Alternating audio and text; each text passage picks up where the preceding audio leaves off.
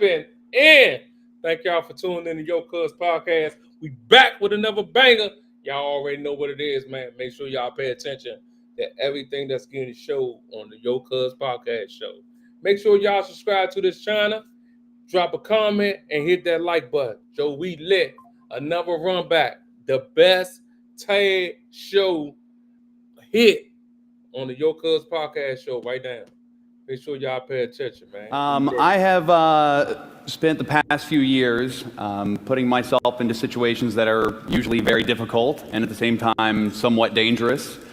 I went to prison. Difficult. I worked in a coal mine. Dangerous. I filmed in war zones. Difficult and dangerous. I spent 30 days eating nothing but this. Fun in the beginning, a little difficult in the middle, very dangerous in the end. In fact, most of my career I have been immersing myself into seemingly horrible situations with the whole goal of trying to examine societal issues in a way that make them engaging, that make them interesting, that hopefully break them down in a way that make them entertaining and accessible to an audience. So when I knew I was coming here to do a TED Talk that was going to look at the world of branding and sponsorship, I knew I would want to do something a little different. So as some of you may or may not have heard, a couple weeks ago I took out an ad on eBay. I sent out some Facebook messages, some Twitter messages. I gave people the opportunity to buy the naming rights to my 2011 TED Talk.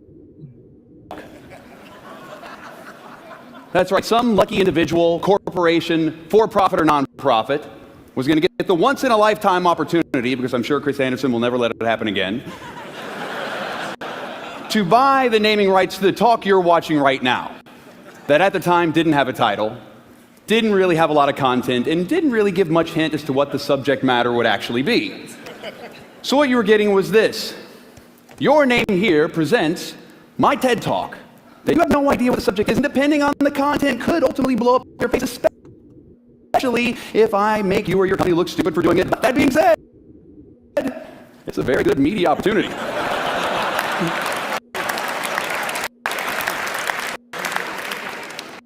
You know how many people watch these TED Talks? It's a lot. That's just the working title, by the way. So, even with that caveat, I knew that someone would buy the naming rights. Now, if you would have asked me that a year ago, I wouldn't have been able to tell you that with any certainty. But in the new project that I'm working on, my new film, we examine the world of marketing and advertising. And as I said earlier, I put myself in some pretty horrible situations over the years. But nothing could prepare me. Nothing could ready me for anything as difficult or as dangerous as going into the rooms with these guys. You see, I had this idea for a movie. What I want to do is make a film all about product placement, marketing, and advertising, where the entire film is funded by product placement, marketing, and advertising. So the movie will be called The Greatest Movie Ever Sold. So what happens in The Greatest Movie Ever Sold is that everything from top to bottom, from start to finish, is branded from beginning to end. You know, from the above the title sponsor that you'll see in the movie, which is Brand X. Now this brand, the Qualcomm Stadium, the Staples Center, these people will be married to the film in perpetuity forever. And so the film explores this whole idea. It's what? It's redundant. In perpetuity forever. I'm a redundant person. Yeah. That was more for him. It's in perpetuity, period, forever. But not only are we going to have the Brand X title sponsor, but we're going to make sure we sell out every category we can in the film. So maybe we sell a shoe and it becomes the greatest shoe you ever wore, the greatest car you ever drove from The Greatest Movie Ever Sold. You know, the greatest drink you've ever had, courtesy of The Greatest Movie Ever Sold. So the idea is beyond just showing that brands are part of your life, but actually get them to finance the film? Is that? Get them to finance the film, and actually we show the whole process of how does it work. The goal of this whole film is transparency. You're going to see the whole thing take place in this movie. So that's the whole concept, the whole film, start to finish, and I would love for CEG to help make it happen. Yeah, you know, it's funny because when I first hear it, it is the ultimate respect for an audience. I don't know how receptive people are going to be to it, though. Do you have a perspective, or do you? I don't want to use angle because that sort of has a negative connotation. But do you sort of know how this is going to play out? No idea. How much money did it take to do this? 1.5 million. Okay. I think that you're going to have a hard time meeting with them, but I think it's certainly worth pursuing a couple of really big obvious brands. Who knows? Maybe by the time your film comes out, we look like a bunch of blithering idiots. What do you think the response is going to be? The responses mostly will be no. But is the toughest sell because of the film or is the toughest sell because of me? Both. Meaning, not so optimistic. So can you help me? I need help. I can help. So basically what he's saying is that he already know that his brand is powerful. So the only thing he need is the people to help him out. You feel what I'm saying? Help him out with his brand, build his brand up, bruh, so he can move to another level. But see, he don't know the outcome of what might happen if he pushed the product and everybody giving up 1.5 million, 2.5 million, 3.5 million. See, he really don't know. He taking chances, but in life, you got to take chances, bro. That's how you move forward, by taking chances, not sitting around, not asking nobody for nothing, not leeching off nobody, man. Don't sit around. Go get the bag, man. Y'all heard it first on the Yocuzpodcast show. We lit. Let's finish. Good. Awesome. We got to figure out which brands. Yeah. That's the challenge. When you look at like the people you deal with, We've got some places we can go. Okay. Turn the camera off. I thought turn the camera off meant let's have an off-the-record conversation. Turns out it really means we want nothing to do with your movie. And just like that, one by one, all of these companies suddenly disappeared. None of them wanted anything to do with this movie. I mean, I was amazed. They wanted absolutely nothing to do with this project. I mean, I was blown away because I thought the whole concept, the idea of advertising was to get your product out in front of as many people as possible, to get as many people to see it as possible. Especially in today's world, this intersection of new media and old media and the fractured media landscape, isn't the idea to get that new buzzworthy delivery vehicle that's going to get that message to the masses. That's what I thought. But the problem was, you see, my idea had one fatal flaw. And that flaw was this. Actually, no, that was not the flaw whatsoever. That wouldn't have been a problem at all. See, this would have been fine. But what this image represents was the problem. See, when you do a Google image search for transparency, this is...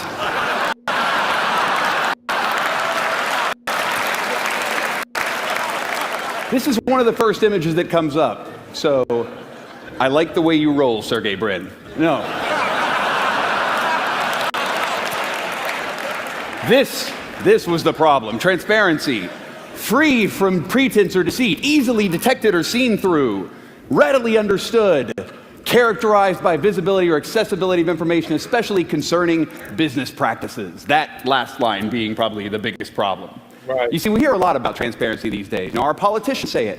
Our president says it. Even our CEOs say it. But suddenly, when it comes down to it becoming a reality, something suddenly changes. But why? Well, transparency is scary. Like that odd, still screaming bear. It's unpredictable. Like this odd country road. And it's also very risky.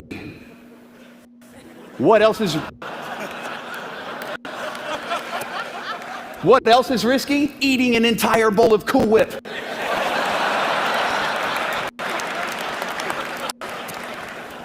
That's very risky.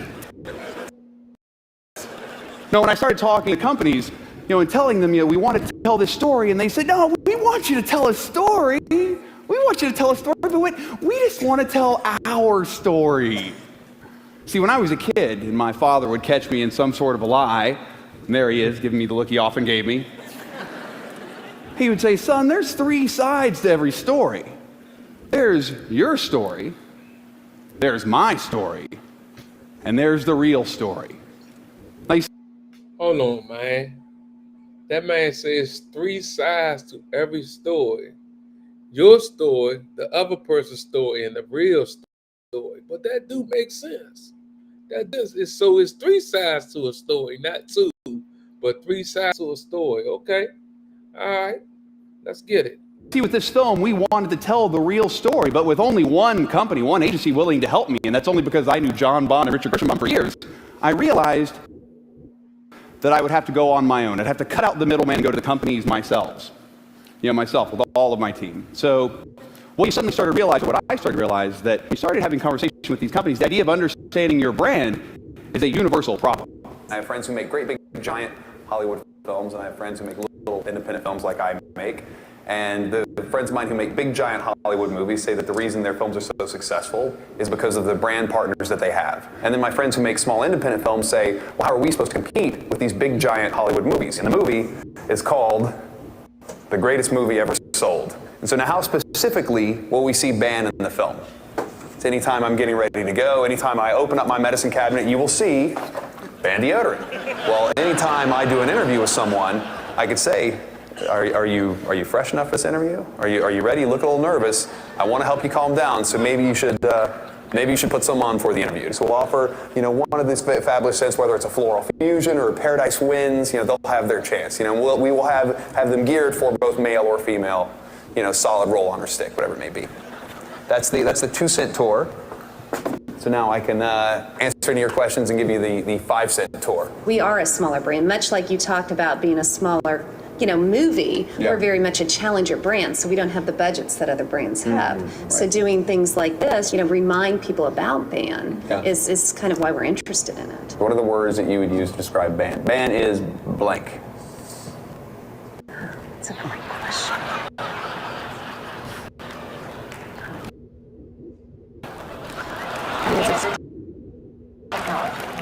I don't think the way you want to describe something somebody's putting in their armpit. We talk about bold, fresh.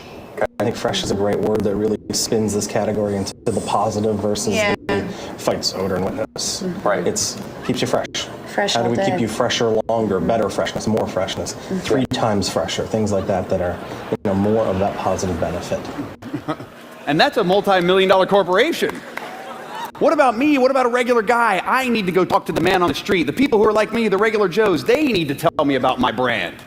How would you guys describe your brand? My brand. I don't know, I like really nice clothes. 80s revival meets skater punk, unless it's laundry day. Right, what is brand Jerry? Unique. Unique. I guess what kind of genre of style I am would be dark glamour. I like a lot of black colors, a lot of grays and stuff like that, but usually I have an accessory like sunglasses or I like crystal and things like that too. Demo brand, he might be a classic convertible Mercedes-Benz. The brand that I am is, I would call it casual fly. Part hippie, part yogi, part Brooklyn girl. I don't know. I'm the pet guy. I sell pet toys all over the country, all over the world, so I guess that's my brand. In my warped little industry, that's my brand. My brand is FedEx, because I deliver the goods. Failed writer alcoholic brand? Is that something? I'm a lawyer brand. Our Tom. Well, we can't all be brand Tom, but I do often find myself at the intersection of dark glamour and casual fly. But what I realized, I needed an expert. I needed somebody who could get inside my head, somebody who could really help me understand what they call your brand personality. So I found a company called Olson's Altman in Pittsburgh, where they've helped companies like Nestle, Reeves, Hallmark, discover brand personality. Things for them, sure, they could do it for me. You write pictures, right? The very first picture is a picture of my family. So tell me a little bit how it relates to your thoughts and feelings about who you are. These are the people who shape the way I live the world. About this world. So I think your world is the world that you live in, like the people that are around you, your friends, your family, the way you live your life, the job, all those things stemmed and started from one place, and for me they stemmed and started my family in Virginia. What's the next one? The next one is the best day ever. How does 2015 about who you are? It's like, who do I want to be? I like things that are different. I like things that are weird. I like weird things. Tell me about the why phase. What does that do for us? What is the mission? What stage are you in now? Why is it important to you? What is the brand representing? Tell me a little bit about that part. What about you that's not who you are? Other than what is See, what he's showing y'all is by him trying to put his brand out there, them the steps that you got to go through to meet the right people that will trust your word, bruh. You feel what I'm saying? He going through so much just to put his brand out there, bruh, that he's in all different type of letdowns, bruh. You feel what I'm saying? Make sure y'all pay attention, man, what's going on, because we lit tonight. Got to be feared. What kind of roller coaster are you on? Thank you. Thank you. Yeah, thanks for your patience. Great job. Yeah. Thanks a lot. All right. Yeah. I don't know what's going to come of this. There was a whole lot of crazy going on in there. The first thing we saw was this idea that you had two distinct but complementary sides to your brand personality. The Morgan Spurlock brand is a mindful play brand. Those are kind of juxtaposed very nicely together, and I think there's almost a paradox with those. I think some companies will just focus on one of their strengths or the other instead of focusing on both. Most companies tend to, and it's human nature, to avoid things that they're not sure of, avoid fear, those elements, and you really embrace those and you actually turn them into positives for you. It's a neat thing to see. What other brands are like that? The first one here is the classic Apple, and you can see here too, Target, Mini from the Mini Coopers, and JetBlue. Now there's playful brands and mindful brands, those sort of things that have come and gone, but a playful, mindful brand is a pretty powerful thing. A playful, mindful brand. What is your brand? If somebody asked you to describe your brand identity, your brand personality, what would you be? Are you an up attribute? Are you something that gets the blood flowing? Are you more of a down attribute? Are you something that's a little more calm? So I'm gonna ask y'all, YouTube family, what's your brand? How would you tell people your brand? Make sure y'all drop a comment, man. I want to know, how would you tell people what's your brand, man? Make sure y'all drop a comment. We lit. Reserved, conservative. Up attributes are things like being playful, being fresh, like the Fresh Prince, contemporary, adventurous, edgy or daring, like Errol Flynn, nimble or agile, profane, domineering, magical or mystical, like Gandalf. Or are you more of a down attribute? Are you mindful, sophisticated, like 007? Are you established, traditional, nurturing, protective, empathetic, like the Oprah? Are you reliable, stable, familiar, safe, secure, sacred, contemplative, or wise, like the Dalai Lama or Yoda? Over the course of this film, we had 500 plus companies who were up and down companies say no, they didn't want any part of this project. They wanted nothing to do with this film, mainly because they had no control. They would have no control over the final product. But we did get 17 brand partners who were willing to relinquish that control, who wanted to be in business with someone as mindful and as playful as myself, and who ultimately empowered us to tell stories that normally we wouldn't be able to tell, stories that an advertiser would normally never get behind. They enabled us to tell the story about neuromarketing as we got into telling the story in this film about how now they're using MRIs to target the desire centers of your brain for both commercials as well as movie marketing. We went to Sao Paulo where they have banned outdoor advertising in the entire city. For the past 5 years, there's no billboards, there's no posters, there's no flyers, nothing. And we went to school districts where now companies are making their way into cash-strapped schools all across America. What's incredible for me is the projects that I've gotten the most feedback out of, or I've had the most success in, are ones where I've interacted with things directly. And that's what these brands did. They cut out the middleman. They cut out their agencies and said, maybe these agencies don't have my best interests in mind. I'm going to deal directly with the artist. I'm going to work with him to create something different, something that's going to get people thinking, that's going to challenge the way we look at the world. And how's that been for them? Has it been successful? Well, since the film premiered at the Sundance Film Festival, let's just take a look.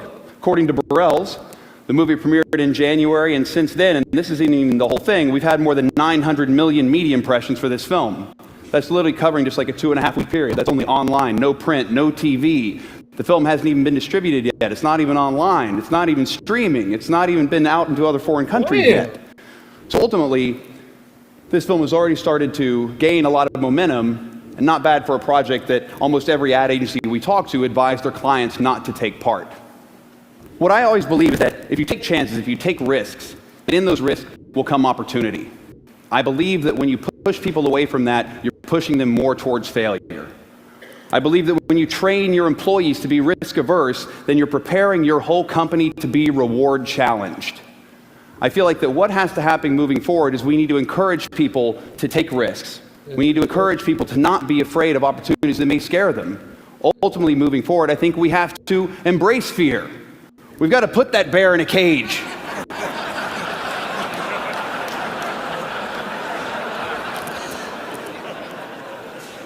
Embrace fear. Embrace risk.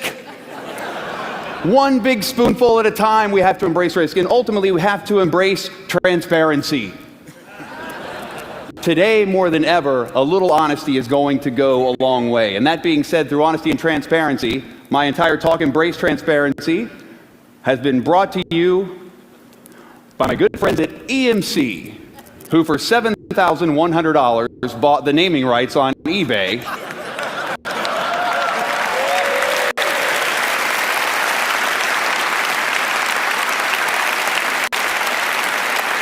EMC turning big data into big opportunity for organizations all over the world. EMC presents Embrace Transparency. Thank you very much, guys. Thank y'all for tapping in the Yocuzpodcast. Y'all already know, hit that subscribe button. Make sure y'all drop a comment and hit that like button. Because tonight what he was talking about is that, guess what? Even though you trying to push your brand, don't give up. People will turn you down. People will turn their nose, but don't give up. Keep pushing your brand, man, into the point that you want to be where you want to be at. You heard it first on Yocuzpodcast. Make sure y'all subscribe to this channel. I see you on the next one. Go.